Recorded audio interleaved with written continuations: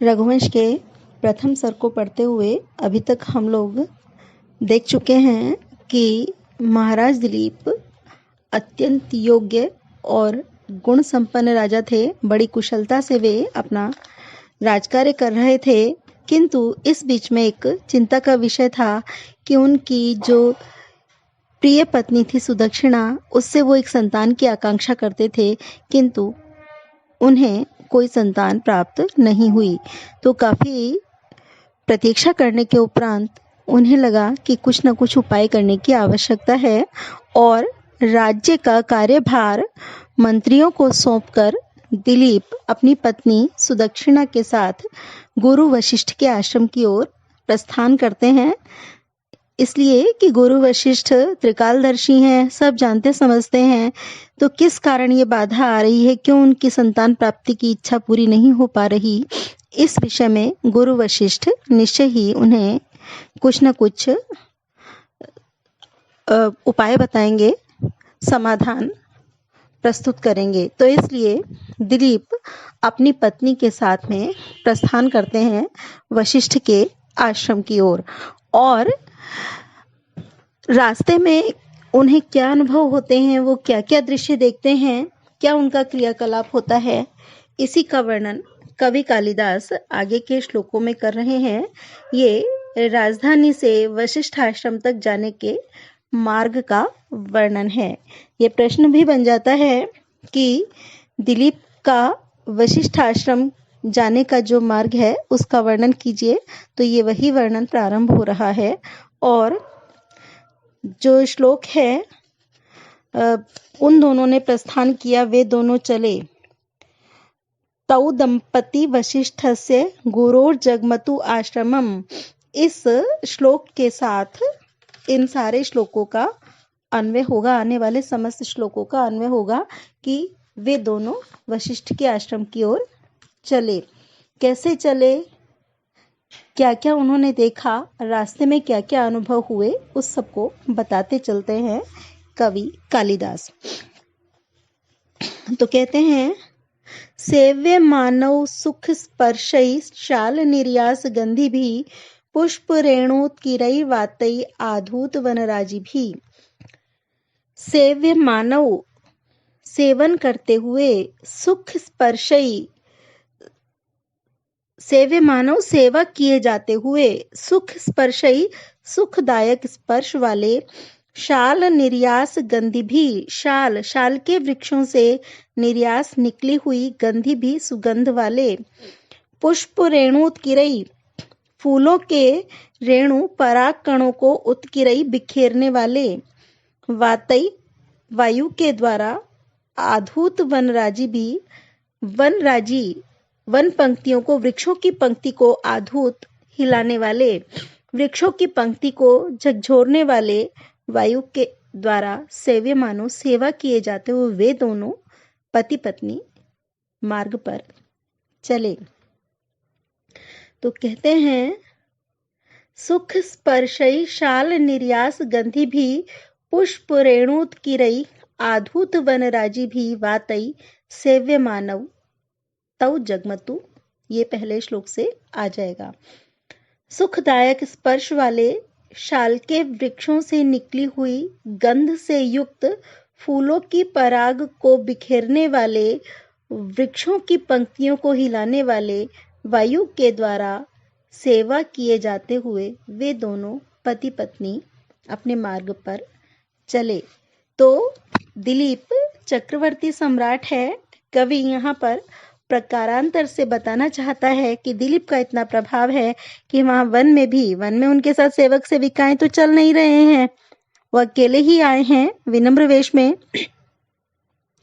तो यहाँ उन्हें पंखा झलने के लिए, उनकी सेवा करने के लिए कोई नहीं है, ऐसा नहीं है। यहाँ स्वयं वायु उनकी सेवा कर रहा है, सुगंधित वायु उनकी सेवा में तत्पर है। तो दोनों चले। रास्ते में उन्हें कोई कष्ट नहीं हुआ, कोई गर्मी इत्यादि अनुभव नहीं हुई, क्योंकि वायु स्वयं उनकी सेवा में तत्पर था। फिर आगे, मनोभिरामा शृण्वन्तौ रथ नेमि स्वनोन्मुखै षडज संवादिनी केका द्विधा भिन्ना शिखंडी भी। मनोभिरामः मन को अच्छी लगने वाली मनोहारिणी, श्रवन्तौ सुनते हुए, रथ नेमी स्वनोन्मुखई रथ नेमी रथ की नेमी जो पहिए का मध्य भाग है नेमी, रथ के पहिए के मध्य भाग की स्वन ध्वनि की ओर उन्मुखई ऊपर की ओर मुख किए हुए, रथ के पहिए के मध्य भाग की ओर उन्मुख हुए उसकी ओर मुख किए हुए, षडज संवादिनी षडज स्वर के समान संवादिनी समानता करने वाली, केका केका ध्वनि को द्विधा भिन्ना दो प्रकार से भिन्न, शिखंडी भी मयूरों के द्वारा जिनके सिर पर शिखा लगी हुई है वो शिखंडी मयूर। तो रथ नेमी स्वनोन्मुखई रथ की नेमी के स्वर की ओर मुख किए हुए, शिखंडी भी मयूरों के द्वारा द्विधा भिन्ना दो भिन्न भिन्न तरीके से की जाने वाली, षडज संवादिनी संगीत के षडज स्वर का अनुकरण करने वाली उसकी समानता करने वाली, मनोअभिरामा केका मन को प्रिय लगने वाली केका ध्वनि को सुनते हुए वे दोनों चले।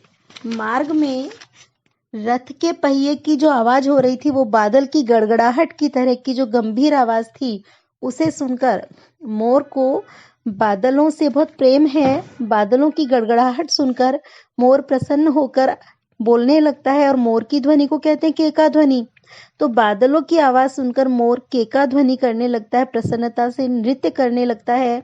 तो दिलीप के रथ के पहियों की जो गड़गड़ाहट थी, जो आवाज थी, वो बादलों की आवाज के समान थी और उसको सुनकर उस आवाज की ओर मयूर उन्मुख हो गए, उसकी ओर मुख किया उन्होंने और उस आवाज को बादलों की आवाज समझकर वे केका ध्वनि करने लगे।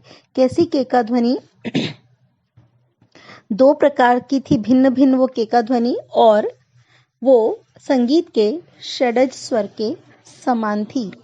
तो उसको सुनते हुए उस मधुर प्रिय ध्वनि को मयूरों के द्वारा की जाती हुई उस मधुर प्रिय केका ध्वनि को सुनते हुए वे दोनों चले। तो षडज स्वर है संगीत का और जैसा मल्लिनाथ जी ने कहा है, नासा कंठ मुरस तालु जिह्वा दंताश्च संस्पृशन षड्भ्य संजायते। नासा नासिका कंठ मुर तालु और जिह्वा और दंत, इन 6 हिस्सों को 6 अंगों को स्पर्श करते हुए ये आवाज ध्वनि उत्पन्न होती है। इसलिए इसको, क्योंकि 6 अंगों को स्पर्श करके उत्पन्न होती है, इसलिए उसको षडज कहते हैं, षडज ध्वनि कहते हैं। 6 से उत्पन्न होने वाली षडज ध्वनि।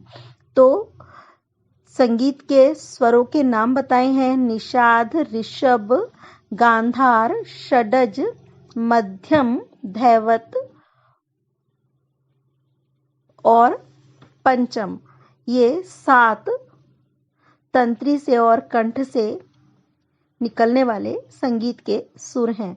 उसमें से षडज एक स्वर है और मोर की केका ध्वनि उस षडज स्वर के समान कही गई है। तो यहाँ पर जो कालिदास ने केका ध्वनि की तुलना की है षडज से, षडज स्वर से, तो इससे उनका संगीत का ज्ञान भी सूचित होता है। कालिदास को सभी कलाओं का ज्ञान था, तो ये जो उपमा है ये उनके संगीत ज्ञान को सूचित करने वाली है।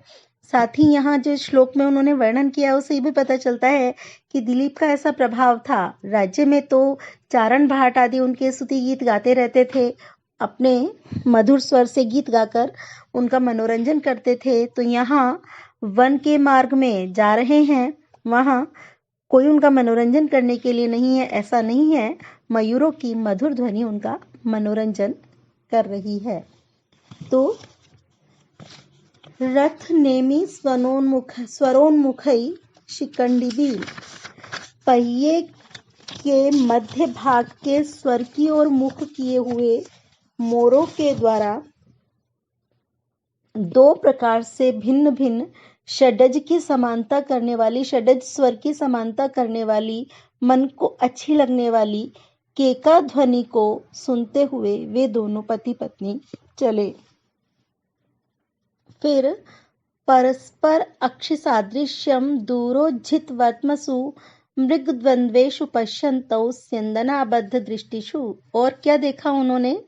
परस्पर अक्षि सादृश्यम, परस्पर एक दूसरे के, अक्षि सादृश्यम नेत्रों की समानता को, दूरोज्झित दूर से ही उज्झित छोड़ देने वाले, वर्त्मसु मार्ग को, दूर से ही मार्ग को छोड़ देने वाले, मृगद्वंद्वेषु हिरणों के जोड़ों में, पश्यन्तौ देखते हुए, स्यन्दन आबद्ध दृष्टिषु स्यन्दन रथ पर आबद्ध बंधी हुई दृष्टिषु दृष्टि वाले, और दूरोज्झित वर्त्मसु अदूरोज्झित, दूर से ही, बहुत दूर से देखकर जो रास्ता छोड़ दें, ऐसा नहीं जो बिल्कुल नजदीक आने पर रास्ता छोड़ रहे थे, जो रथ को दूर से देखकर ही रास्ता छोड़कर भाग जाए, ऐसा नहीं, जो नजदीक आने पर रास्ता छोड़ रहे थे। अदूरोज्झित वर्त्मसु, जो निकट आने पर ही मार्ग को छोड़ रहे थे। स्यन्दन आबद्ध दृष्टिषु, और जो रथ पर दृष्टि टिकाए हुए थे, निरंतर एकटक देखे जा रहे थे। ऐसे मृगद्वंद्वेषु हिरणों के जोड़ों में परस्पर अक्षि सादृश्यम, एक दूसरे के नेत्रों की समानता को, पश्यन्तौ देखते हुए वे दोनों पति पत्नी चले। तो हिरणों का वर्णन कर रहे हैं। हिरण वन्य पशु है और बहुत शर्मीला और चौकन्ना जंतु है, क्योंकि वन में बहुत सारे हिंसक पशु हैं जिनसे हिरण को अपने प्राणों का भय रहता है, इसलिए बहुत चौकन्ना है, जरा सी आहट पर ही भाग खड़ा होता है। लेकिन दिलीप की करुणा का प्रभाव पशु समझ पाते हैं। हिरण भी पहचान गए कि ये व्यक्ति हमें हानि पहुंचाने वाला नहीं है, इसलिए दिलीप के रथ के काफी नजदीक आने तक वो रास्ता छोड़कर भाग नहीं रहे थे। जब रथ बहुत पास आ जाता था तब वे रास्ते से हटते थे और रथ को लगातार देखे जा रहे थे। उन सुंदर जीवों को देखकर, हिरणों को देखकर, हिरण की आंखें वो सुंदर होती हैं, चंचल और भोली भाली, उनका जो भोलापन है और चंचलता, इसलिए उनको बहुत सुंदर माना गया। बड़ी बड़ी तो होती ही हैं। तो अब दिलीप और सुदक्षिणा दोनों हिरणों के जोड़ों को देख रहे थे, और सुदक्षिणा तो उसको देखकर ये समझ रही थी कि मेरे पति दिलीप की आंखें इन हिरणों के जैसी ही हैं, या हिरणों की आंखें मेरे पति के जैसी हैं। और दिलीप सोच रहे थे कि ये हिरणों की आंखें सुदक्षिणा के जैसी हैं।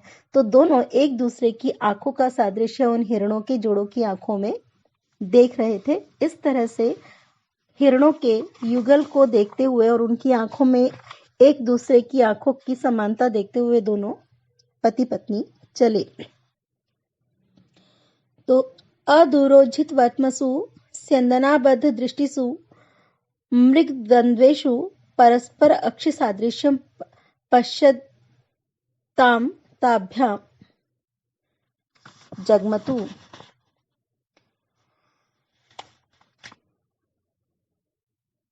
तौ जगमतु,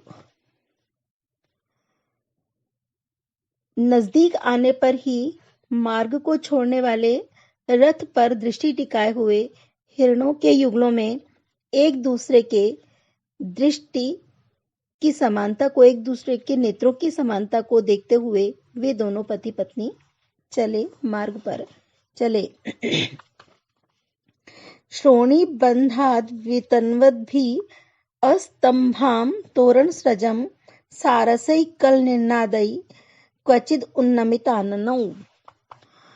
श्रेणी बंधात,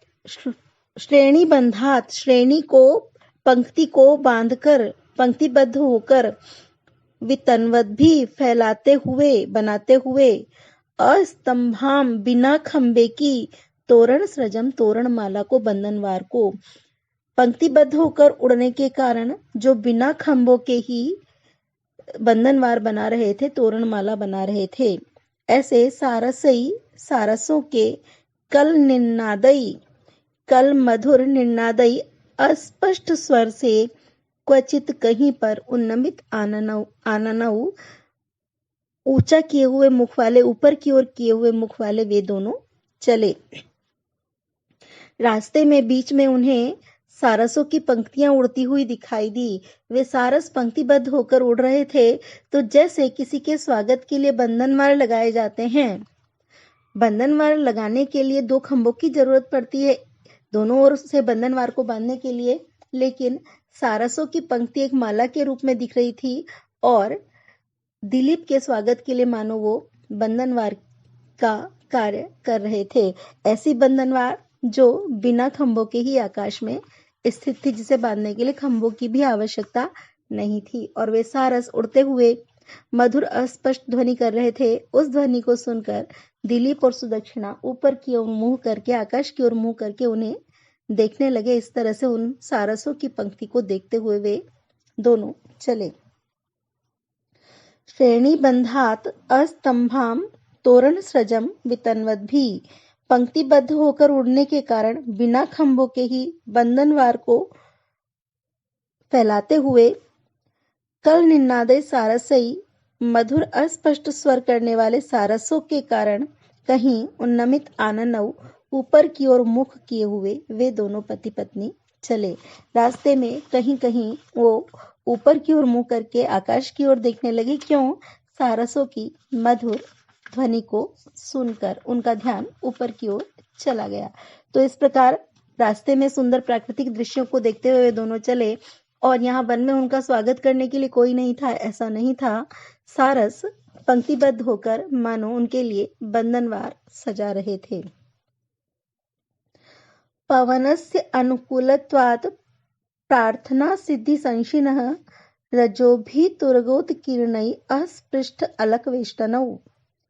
पवनस्य अनुकूलत्वात्, पवन की, वायु की, अनुकूलत्वात्, अनुकूलता के कारण, प्रार्थना सिद्धि संशिनः, प्रार्थना की जिस मनोरथ को लेकर वो जा रहे थे उस मनोरथ की सिद्धि सफलता को संशिनः कहने वाले, मनोरथ की सफलता को सूचित करने वाली वायु की अनुकूलता के कारण रजोभी तुरगोत्कीर्णई, तुरग उत्कीर्णई, घोड़ों के द्वारा उड़ाई गई, रजोभी धूली से, धूल के कणों से, अस्पृष्ट स्पर्श न किए जाते हुए, अलक सुदक्षिणा के माथे पर की लटें अलके और वेष्टन दिलीप की पगड़ी, जिनकी अलक और पगड़ी स्पर्श नहीं की जा रही थी धूल के द्वारा, ऐसे वे दोनों चले। घोड़े जो धूल उड़ा रहे हैं वो उड़कर उनके ऊपर आएगी अगर पीछे से हवा चल रही हो और वे धूल दूषित हो जाएंगे, लेकिन घोड़ों के चलने से उड़ने वाली धूल उन पर नहीं आ रही क्योंकि अनुकूल वायु चल रही है। और अनुकूल वायु का चलना इस बात का सूचक है, शुभ शकुन है, इस बात का सूचक है कि उनका जो मनोरथ है, जो मनोरथ लेकर वो यात्रा कर रहे हैं, वो मनोरथ अवश्य ही पूर्ण हो जाएगा। तो अगर वायु अनुकूल न होती, प्रतिकूल होती, तो घोड़ों की धूल उनके मुंह पर आती और वे धूल दूषित हो जाते, पर क्योंकि अनुकूल वायु है इसलिए घोड़ों की धूल को वो दूर उड़ाकर ले जा रही है, उनके ऊपर नहीं आ रही। तो सुदक्षिणा के माथे पर जो आए हुए छोटे छोटे बाल हैं, जो माथे पर के छोटे छोटे चूर्ण केश होते हैं, घुंघराले, थोड़े घुंघराले बाल होते हैं, उन्हें अलग कहते हैं। वे बाल केश विन्यास में चोटी बांधने में पीछे तक नहीं पहुंच पाते, छोटे छोटे होते हैं, इसलिए वो माथे पर ही झूलते रहते हैं, वो अलके। और दिलीप ने पगड़ी पहनी हुई है, तो वो दोनों अलक और पगड़ी धूल से अस्पृष्ट हैं, धूल उन तक नहीं आ रही है क्योंकि वायु अनुकूल है और ये शुभ शकुन भी है। तो जो मनोरथ लेकर जा रहे हैं वो अवश्य ही पूरा होगा, इस बात की सूचना है। तो प्रार्थना संसिद्धि संशिनः पवनस्य अनुकूलत्वात्, प्रार्थना की सफलता को कहने वाले वायु की अनुकूलता के कारण तरगोत कीर्णई रजोभी अस्पृशन अलक वेष्टनौ, घोड़ों के द्वारा उड़ाई गई धूल से जिनकी अलक और पगड़ी क्रमशः सुदक्षिणा और दिलीप की अलक और पगड़ी अस्पृष्ट थी, इस प्रकार के वे दोनों चले। फिर रास्ते में बहुत से सरोवर भी पड़े और उनमें जो कमल के फूल खिले हुए हैं उनकी सुगंध ने उन दोनों को आनंदित किया। सरसीषु अरविंदा नाम वीचि विक्षोभ शीतलम आमोदम उपजिघ्रन्तौ स्वनिश्वासानुकारिणम। सरसीषु सरोवरों में अरविंदा नाम कमलों के वीचि विक्षोभ शीतलम, वीचि लहरों के विक्षोभ हलचल से, लहरों की हलचल से शीतलम शीतल, आमोदम सुगंधि को उपजिघ्रन्तौ सूंघते हुए वे दोनों चले। कैसी सुगंधि? स्वनिश्वासानुकारिणम, अपनी निश्वास का अनुकारिणम अनुकरण करने वाली, अपनी निश्वास का अनुकरण करने वाली सुगंध को सूंघते हुए चले। अर्थात दिलीप और सुदक्षिणा की श्वास में से जो वो बाहर वायु छोड़ते हैं मुंह से, उस वायु में कमल की सुगंध आती है, तो अपनी निश्वास का अनुकरण करने वाली कमलों की सुगंध को सूंघते हुए वे दोनों चले। सरसीषु वीचि विक्षोभ शीतलम स्वनिश्वासानुकारिणम अरविंदानाम आमोदम उपजिघ्रन्तौ तौ जगमतु। सरोवरों में लहरों की हलचल के कारण शीतल, अपनी निश्वास का अनुकरण करने वाली कमलों की सुगंध को सूंघते हुए वे दोनों चले। मार्ग में उनके लिए सुगंधि भी उपलब्ध है और साथ ही कवि ये भी बता रहा है कि उन दोनों की जो निश्वास वायु है, मुंह से छोड़ी गई वायु है, वो भी सुगंधित है और वह कमल की सुगंध उनकी निश्वास वायु का अनुकरण कर रही है। ग्रामेषु आत्मविसृष्टेषु यूपचिह्नेषु यज्वनाम अमोघा प्रतिगृह्णन्तौ अर्घ्यानुपदम आशीषः। रास्ते में पड़ने वाले गांवों में उनकी उदारता के चिन्ह दिखाई दे रहे हैं। ग्रामेषु आत्मविसृष्टेषु, ग्रामेषु ग्रामों में, आत्मविसृष्टेषु स्वयं द्वारा दिए गए, स्वयं के द्वारा दिए गए दान वाले।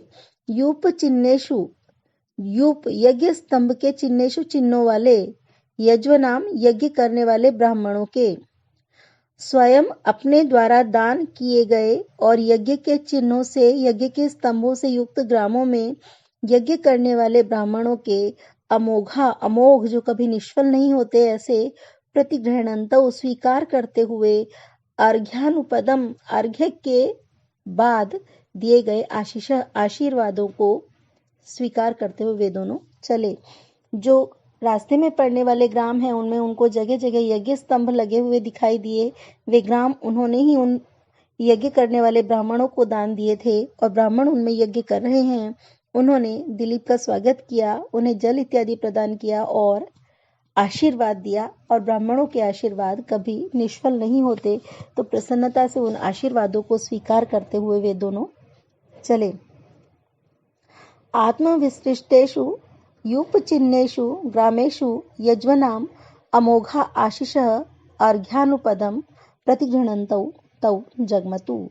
स्वयं अपने द्वारा दान किए गए यज्ञ स्तंभों से युक्त ग्रामों में यज्ञ करते हुए ब्राह्मणों के अमोघ आशीर्वादों को अर्घ्य के पश्चात स्वीकार करते हुए वे दोनों चले। दिलीप और सुदक्षिणा रास्ते में ब्राह्मणों से आशीर्वाद लेते हुए चले। फिर रास्ते में अहिरों के गांव भी पड़े, तो वहां क्या है? हेयंगवीनम आदाय घोष वृद्धान उपस्थितान नामधेयानि पिच्छन्तौ वन्यानाम मार्ग शाखिनाम। हेयंगवीनम आदाय, हेयंगवीन मक्खन, ताजा मक्खन, मक्खन को आदाय लेकर घोष वृद्धान, घोष के जो छोटी छोटी गांव हैं, ढाणियां हैं, उनके वृद्धान वृद्धों से उपस्थितान उपस्थित हुए। मक्खन लेकर आए हुए मक्खन को लेकर उपस्थित हुए छोटे छोटे गांवों के वृद्धों से नामधेयानि नाम पृच्छन्तौ पूछते हुए वन्यानाम वन्य जंगली मार्ग शाखिनाम मार्ग में पड़ने वाले वृक्षों के। तो ताजे मक्खन को लेकर उपस्थित हुए ग्राम वृद्धों से मार्ग में पड़ने वाले जंगली वृक्षों के नामों को पूछते हुए वे दोनों चले। रास्ते में पड़ने वाले छोटे छोटे जो गांव हैं, हीरो के गांव जिसमें गोपालक रहते हैं, वे उनके लिए, राजा के लिए ताजा मक्खन लेकर आए उपहार स्वरूप।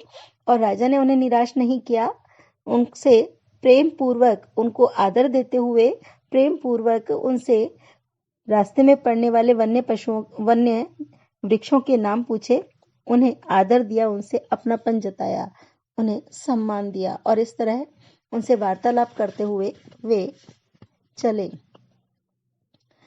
काप्यभिज्ञातयो आसीत् व्रजतो शुद्धवेषयो हिम विमुक्तयोर योगे चित्रा चंद्रमसौ इव।